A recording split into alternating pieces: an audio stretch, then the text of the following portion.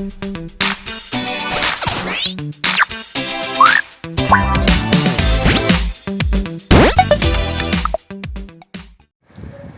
नमस्कार।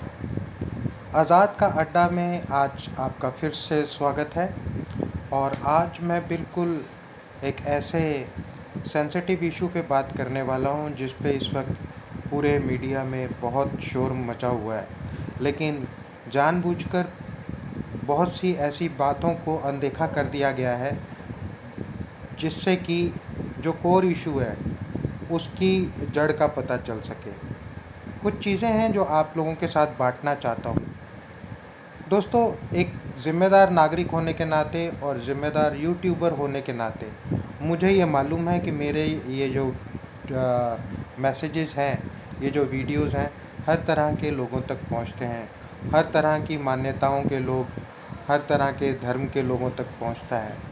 तो मैं इस तरीके के शब्दों का प्रयोग करना चाहता हूँ जिससे किसी को ठेस ना पहुँचे, लेकिन इसके साथ ही साथ ऐसी भी बातें जो स्पष्ट रूप से आप लोगों के सामने आएँ जिससे कोई भेदभावपूर्ण रवैया वो ना दिखे। तो जल्दी से शुरू करता हूँ मैं इस विषय पे। आज का जो विषय है वो है अमेरिका और कनाडा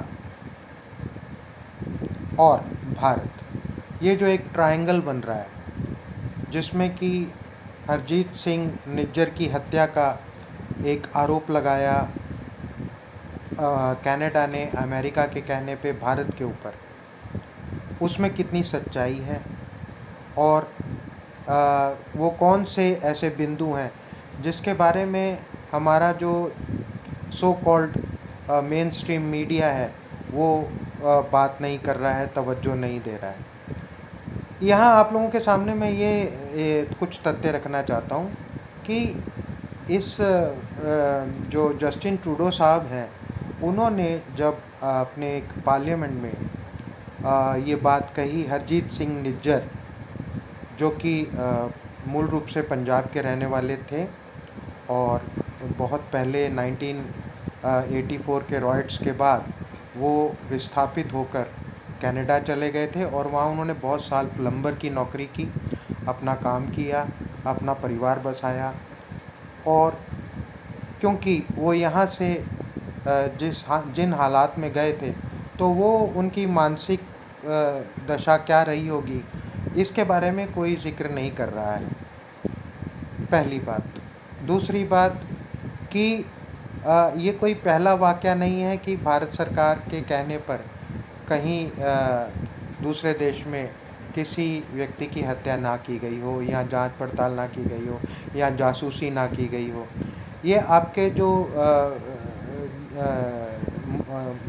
इधर के मुल्क हैं, पाकिस्तान, अफ़गानिस्तान और ईरान, इराक़, यहाँ भारत के और अफ़गानिस्तान के संबंधों को लेकर बहुत से ऐसे जासूसी कांड पूर्व में हो चुके हैं और पूर्व में बहुत सारी हत्याएं भी हो चुकी हैं, जो राजनीतिक हत्याएं भी थीं और जो दूसरे की धरती पर भारत के लिए विरुद्ध कार्रवाई करने के जो लोग थे उन लोगों की भी हत्याएं हुई हैं। भारत में भी ऐसी कई राजनीतिक हत्याएं सरकार के द्वारा की जा चुकी हैं।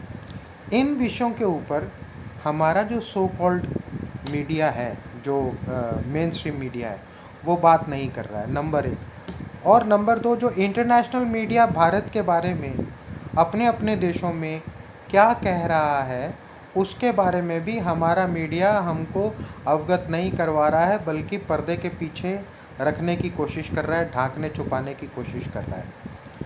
तो दोस्तों, हरजीत सिंह निज्जर तो जिन हालात में यहाँ से गए थे, और हरजीत सिंह निज्जर जैसे कई लोग यहाँ से शरणागत गए थे, दूसरे देशों में शरण ली थी, कुछ इंग्लैंड में जाके बसे थे, कुछ कनाडा में बसे थे। कनाडा में ज़्यादा बसे थे क्योंकि वहाँ की जो पॉलिसी थी वो ज़्यादा सहयोगी थी। उन लोगों ने वहाँ मेहनतें की, अपने परिवार बनाए, फिर इस देश की, जिस देश से गए थे उसको आर्थिक इमदाद भी दी, आर्थिक मदद भी दी, क्योंकि वो जो पैसा अपने परिवारों के लिए यहाँ भेजते थे और उनके जो परिवार यहाँ पर खर्च करके यहाँ की इकनॉमी को सपोर्ट करते थे, इस विषय में कोई भी बात नहीं करना चाहता और ना कर रहा है। आप लोगों का ध्यान मैं इस तरफ आकर्षित इसलिए करना चाहता हूँ क्योंकि इस तरफ आप लोगों का ध्यान नहीं दिया जा रहा है। क्या किसी का समर्थन करना अपराध है? मैं ये जानना चाहता हूँ। यदि आज कोई आरएसएस का समर्थन करता है तो क्या वो अपराधी है? क्या वो आरएसएस द्वारा चलाए गए कार्यक्रमों में अगर कोई शिरकत करता है, कोई सहयोग करता है, तो क्या वो अपराध है? क्या हिंदू राष्ट्र बनाना अपराध है?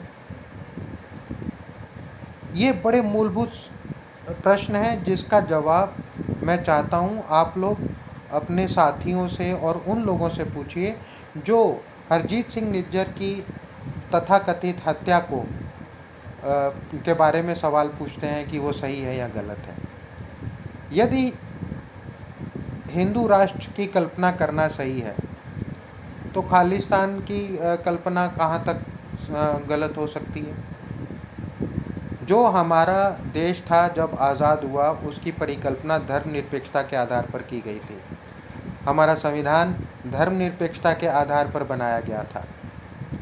लेकिन ये जो 2014 से ये जो नई सरकार मोदी के नेतृत्व में यहाँ पर आई, मोदी ने बहुत सारे प्रश्न ऐसे खड़े कर दिए जिसकी तरफ जानबूझकर जो पिछली सरकारें थे वो ध्यान नहीं दिलवाना चाहती थी, क्योंकि वो देश की एकता और अखंडता को बनाए रखना चाहती थी। अब जब विघटन की स्थिति आई गई है तो फिर ऐसे भी सवाल उठने शुरू हो जाएंगे कि हिंदू धर्म में जो सनातन धर्म है और जो आर्य समाज धर्म है उसमें भी विघटन हो जाएगा। फिर तो उसकी भी बात करनी चाहिए।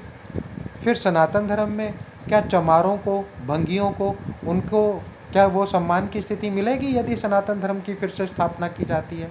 सनातन धर्म की हत्या तो उसी दिन हो चुकी थी जब स्वामी दयानंद सरस्वती ने सत्यार्थ प्रकाश की अपना ग्रंथ लिखा था, जब द्वैत और अद्वैत का झगड़ा हुआ था। तो सनातन धर्म तो तभी कुचला गया था। क्यों कुचला गया था? इसीलिए कुचला गया था क्योंकि वहाँ पर दलितों को और शूद्रों को, भंगियों को, चमारों को उन्होंने मंदिरों में जाने के लिए मना कर दिया था, उन्हें अवैध घोषित किया था। क्यों भाई? भगवान का घर तो सबके लिए बराबर होना चाहिए। भंगियों और चमारों ने ऐसा क्या गुनाह किया जो उनको मंदिरों में नहीं घुसने दिया जाता? मैं इस बात पे बहुत ज़्यादा क्रोधित भी हूँ और आश्चर्यचकित भी हूँ कि इतना पढ़ने लिखने के बाद, इतने 70 साल की एजुकेशन के बाद, मोदी के एक जरा से मतलब एक बड़े बेकार से विचार को इतना उछाला जा रहा है। और आप सोचिए ज़रा, आप दूसरे के धर्म को आप गलत कहते हैं तो आपको अपने धर्म की कुरीतियों की तरफ भी ध्यान देना चाहिए।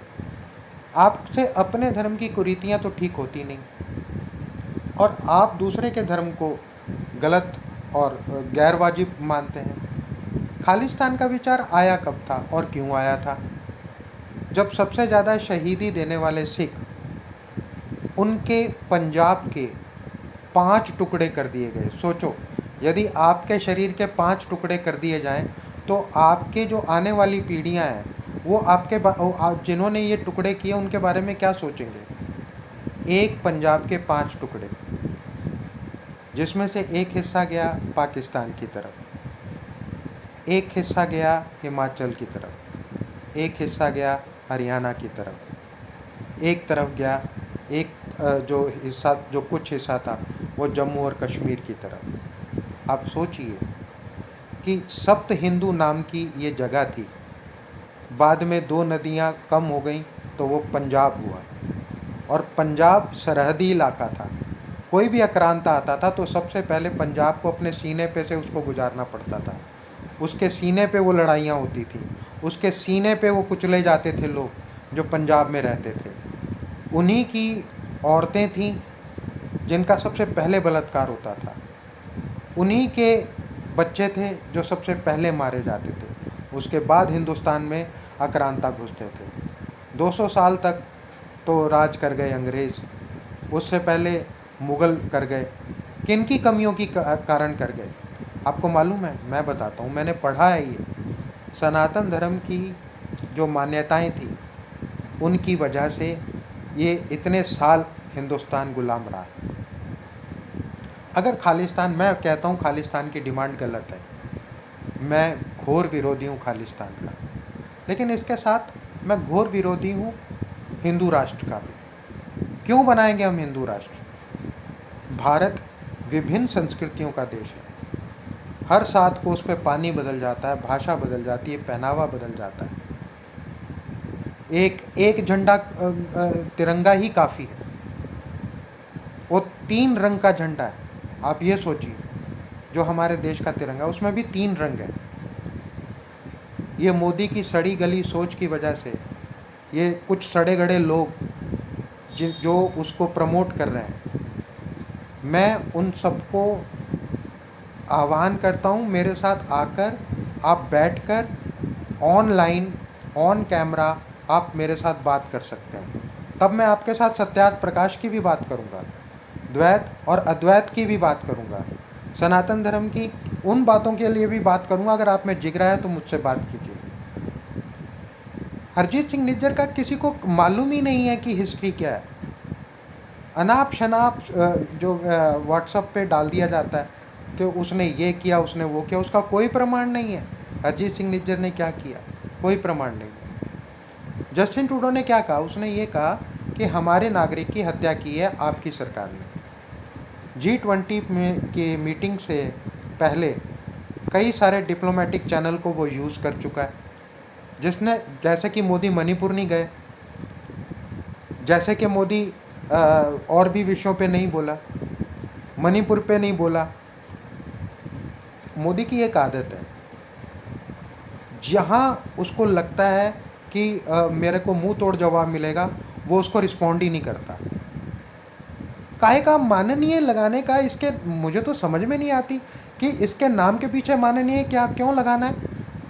जैसे आप फॉरेन कंट्री में मिस्टर प्राइम मिनिस्टर बोलते हैं, तो यहाँ प्रधानमंत्री बोलिए, काहे का माननीय? माननीय तब होता जब इसने हमारे देश की उन सब विविधताओं की, उन सब अंचलों की, दलितों की, चूड़ों की, चमारों की, भंगियों की, इन सब की उसी तरीके से कदर की होती जिस तरह ये राम मंदिर की करता है। इन्होंने तो राम मंदिर को भी नहीं छोड़ा। राम मंदिर के लिए भी इन्होंने वो सारे ऐसे काम किए जिसमें कि आने वाले समय में ये पता चलेगा, जब जांचें होंगी तब पता चलेगा इन्होंने कितना गुड़ गोबर किया है ये राम मंदिर को बनाने में। जब समय आएगा तो ये सब पता चलेगा। तो इस वीडियो के माध्यम से मैं आप लोगों से ये कहना चाहता हूँ, बहुत रिश्ते ख़राब हो चुके हैं कनाडा के साथ हमारे, और रिश्ते ख़राब नहीं होने चाहिए। मोदी जी ने एक मीटिंग की G20 की, और ढिंडोरा पीटा कि हमने सफलतापूर्वक ये मीटिंग कर दी। 20 देश हैं उसमें, लेकिन आपको शायद पता नहीं, कनाडा उन 7 देशों में है जो G7 के नाम से मशहूर हैं, और G7 कंट्रीज़ G20 कंट्रीज से कहीं ज़्यादा ताकतवर है, कहीं ज़्यादा सक्षम है। वहाँ का जो करेंसी है वो यहाँ की करेंसी से कहीं ज़्यादा मजबूत है। मोदी के कूड़ मगज में ये बात समझ में नहीं आ रही है कि कहाँ वो बर के छत्ते में हाथ डाल रहा है। वो उसका तो कुछ नहीं है, वो अब ये 2024 में वो सुपड़ा साफ हो जाएगा, वो चला जाएगा अपने घर, लेकिन उसके द्वारा जो फैलाया गया रायता है उसको समेटने में पीढ़ियाँ लग जाएंगी।